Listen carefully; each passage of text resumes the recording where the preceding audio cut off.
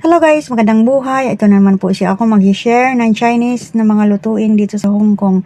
Ito po yung dinner namin kahapon.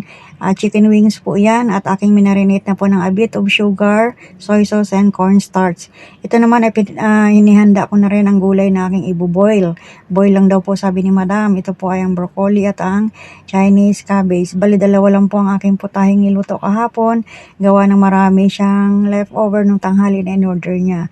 So ito naman ang chicken wings, akin na pong pinapry. I-fry lang po siya sa mahinang apoy para maluto po hanggang sa loob. Hindi po kami nagpa-fry dito ng deep fry, no? So ayan na po, luto na po siya. At nilagyan ko po siya ng ketchup. Ito pong ganitong recipe ay talagang siniserve po ito sa mga restaurant kapag kakain ka rito sa mga restaurant sa labas.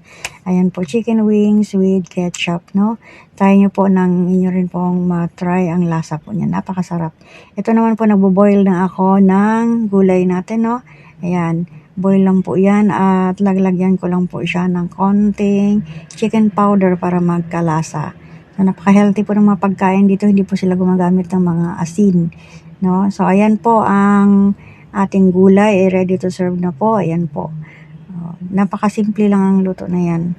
At healthy dahil wala pong mga maraming ingredients. Ito naman po ang ating chicken wings na paborito ng mga alaga ko. I-try nyo po. I hope na magustuhan nyo ito at magugustuhan din po ito ng mga alaga dyan dahil manamis po ang lasa nito dahil sa ketchup. Ayan po ang ating gulay at ang ating chicken wings ready to serve na. Ito naman po ang aking mga inihanda na ini-steam. Yan po ang ginagamit ko sa steam namin kapag marami akong ini-steam. Okay, thank you guys. And hope you like it. And please don't forget to follow, like, and share my video. Have a nice day and God bless us all. Ayan po ang laman ng aking mga ini-steam. Mga dumplings. Hindi po ako nila binibigyan kapag alam nilang hindi pwede sa akin. So, ayan. Mga dumplings, mahilig yan sila. Usually kapag tanghali, ayan po ang kanilang binibili.